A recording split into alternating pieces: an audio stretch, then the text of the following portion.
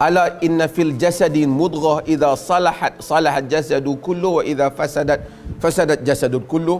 Dalam sebahagian riwayat, dalam salah satu riwayat Bukhari, lahu sairul jasad, dan sebahagian riwayat dalam rawahul Bukhari wa ghairuhu, iaitu dalam tubuh ada sejenis seketul daging, apabila dia baik semua, bila buruk semua. Ala wahyal qalb, ketahuilah ia adalah jantung. Jantung ni kita selalu terjemah hati. Siapa yang dengar kuliah saya selalu betulkan hal ni. Hati bukan jantung. Terjemahan English betul, heart, in my heart. Kalau orang Melayu, kalau in my heart, dalam hatiku. Heart attack baru serangan jantung. Itu salah terjemahan. Kerana yang berfungsi sebenarnya, fatakuna lahum qulubun yaqiluna biha, maka bagi mereka qulub, jantung yang mereka berakal dengannya. Maksudnya akal ni duduk di mana? Di jantung. Akal bukan duduk di dimagh, tapi fi qulub, duduk di jantung. Ini adalah anggapan yang salah, bahawa akal, otak yang berfikir. Otak tidak berfikir. Yang berfikir adalah jantung. Sebab tu dia brain of hearts. Ini kajian telah dibuat banyak. Sebab tu orang yang buat tukaran jantung ni, dia ada masalah dia akan carry masalah kawan yang sebelum tu.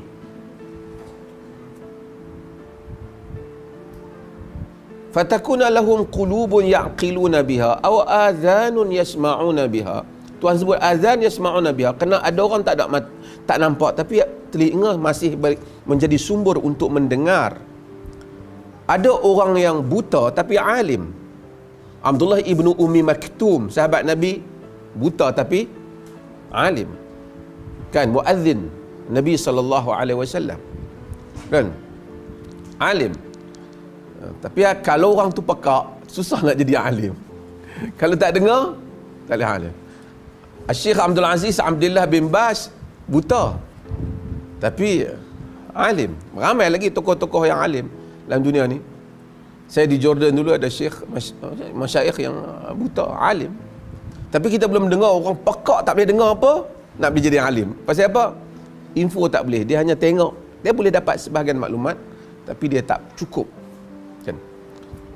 Aw adhanun yasma' fa innaha la ta'mal absar. Dan kata ia bukan buta mata. Walakin ta'mal qulub allati fi sudur, tapi buta jantung yang berada di dada. In the breast, yang ada di dada. Sebab jantung inilah yang menyebabkan manusia merumus, berfikir, kan? Ya. Anda nak tanya? Inna sam'a wal basara wal fuada. Fuad markas dia di qalb. Fuad markas dia di qalb. Kerana hati tak, liver kita boleh derma pun. Kan? Ada kawan yang dulu yang derma hati tu, sekarang dia jadi coach kepada kuda. Dia datang rumah saya. Tapi orang tak boleh derma jantung, mati dia. Tapi dulu sains bagi tahu kita jantung hanya pump darah, tapi sebenarnya ia bukan pump darah. Dia jantung, dalam kajian kena baca latest punya sains, finding tentang sains menunjukkan jantunglah segala-galanya. Sebab tu perasaan marah, benci, dia hanya bagi arahan kepada dimagh, kepada brain. Sebab tu bila kadang-kadang orang bila otak dia jadi tangan tak boleh bergerak, kan, muka jatuh. Tapi kalau jantung benci, dia bagi arahan pada ni, baru muka bergerak. Kalau jantung suka, baru. Kalau jantung terangsang, dia bagi arahan kepada otak, baru seterusnya. Quran diturunkan oleh Allah Subhanahu Wa Taala. Dan Allah tak akan bagi, sains tidak boleh mengatasi Tuhan. Sains hanya mencari, Tuhan adalah pencipta. Dia yang mengetahui. Walaqad zara'na fi jahannama katsira minal jinni wal ins lahum qulubun la ada qulub tapi tak boleh faham. Sebab itu maka qulub, jantunglah tempat manusia faham. Saya bukan nak cerita pasal jantung, tapi saya nak cerita sebab itu antara perkara yang besar ialah manusia disuruh untuk menjaga jantung dia. Kenapa Nabi SAW suruh kita membanyakkan istighfar? Kan? Sekali pun kita minta, tapi Nabi sab'in marrah, sampai 70 kali, sampai 100 kali. Kenapa?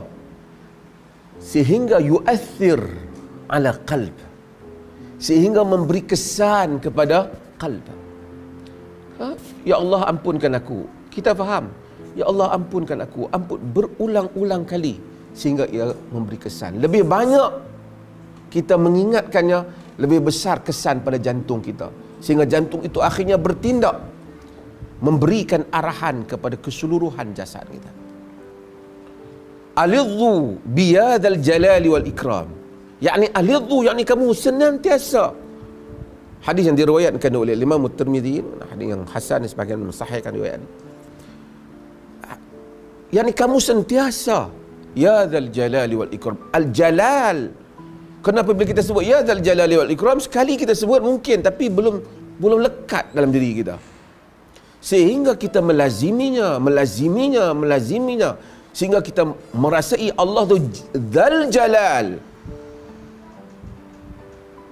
Allah tu Dzul Jalal, tapi oleh kerana ya munada dia jadi mudhaf, jadi Dzal Jalali wal Ikram. Yakni yang benar-benar mempunyai jalal.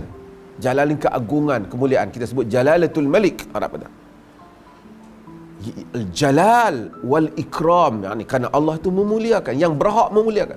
Kalau Allah muliakan kita, orang semua kutuk pun kita mulia. Ada orang yang diberikan harta, tidak diberikan kemuliaan di sisi Tuhan. Kalau orang kaya semua mulia, semua Fir'aun mulia. Fir'aun tak mulia. Khazanah Fir'aun tinggalkan hebat sampai hari ini. Beribu tahun masih orang cakap, tapi tidak dimuliakan. Ikram di sisi Allah. Alidhu, ya dzal jalali wal ikram. Ya dzal jalali wal ikram. Jadi satu hari banyak kali, ya dzal jalali wal ikram. Ya dzal jalali wal ikram. Ya dzal jalali wal ikram. Kita akan melihat kesannya di dalam qulub. Dan kita akan melihat apabila qulub itu dekat dengan Tuhan, maka kita akan melihat keajaiban di dalam kehidupan. Jantung yang dekat dengan Tuhan itulah yang setiap kali berkata ya Rabb, sampai doa dah.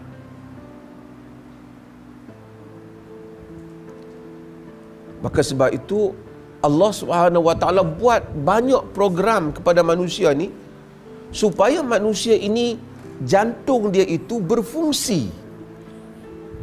Dia suruh kita salat, dia suruh kita puasa supaya mengurangkan yang lain.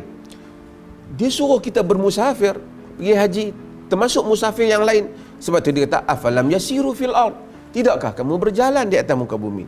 Tapi dia bukan suruh berjalan sahaja, dia suruh mengambil i'tibar. Manusia yang duduk statik satu tempat dan tak mau berfikir adalah manusia yang tidak berfungsi sebagai manusia. Sebab itu kita berjalan, kita jumpa dengan ramai orang.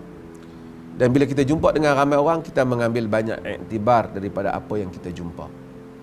Jumpa dengan saya, jalan, jumpa juga dengan orang lain lagi, insya-Allah.